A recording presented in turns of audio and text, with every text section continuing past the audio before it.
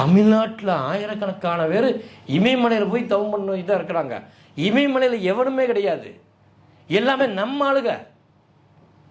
நான் கூட இங்கேருந்து போகும்போது நினச்சேன், ஹிந்தி பேசுகிறேன், அதை பேசுகிறேன், இதை பேசுகிறேன். கடைசி வந்து சுத்த தமிழ்நாட்டுக்காரன் தான் பெரிய நாணியாக இருக்கிறாங்க, வேறு யாருமே இல்லை. தமிழுக்கு மட்டும்தான் மிகப்பெரிய சக்தி உண்டு. தமிழுடைய மிகப்பெரிய சூத்திரம் இது. இறைவனும் தமிழும் ஒன்றாய் கலந்தது, முதல் மொழி அது. அதனால தான் அம்மா அப்படின்னு யார் கூப்பிட்டா? பசுமாடு மட்டும்தான் கூப்பிடுச்சு. அதனால இறைவனும் பசுமாடு ஒன்றுன்னு வச்சான், சிவனும் நந்தியும் வச்சான் முன்னால்.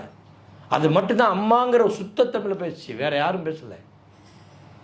அப்போ இந்த அசைவத்தை வந்து கொடுத்தா அவனை கண்ட்ரோல் பண்ண முடியும். அவனுக்கு மச புத்தி ஆகி போயிடும், வேலை செய்யாது, தியானத்தில் போக முடியாது.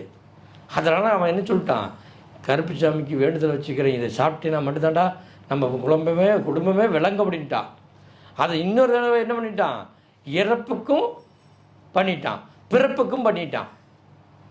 பிறந்தாலும் முடியடிச்சு நம்ம காது குத்தி ஒரு சம்பிரதாயம் பண்ணி கிடாயை வெட்டுறோம், இறந்தாலும் ஒரு சம்பிரதாயம் பண்ணி கறியாக்குறோம்.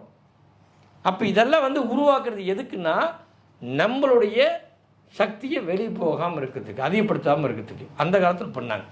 இப்போ நம்ம சாப்பிட்லாமானா சாப்பிட்லாம் தாராளமாக, சாப்பிட்றத பற்றி நான் தப்பு சொல்ல வரல. ஆனால் உனக்கு எப்போ வேண்டான்னு தோணுதோ அன்னைக்கு நீ விட்டுரு. ஏன்னா நீ செஞ்ச பாவம் இல்லது, உன் தாத்தனார் முன்னே செஞ்சு பாவது. அவங்க தொண்டு பழக்கிட்டாங்க, அது உனக்குள்ளே வந்துருச்சு, எம்பளையும் சொல்லி பழக்கிட்டாங்க. இப்போ போய் நிறுத்துனா எப்படி நிறுத்துறது?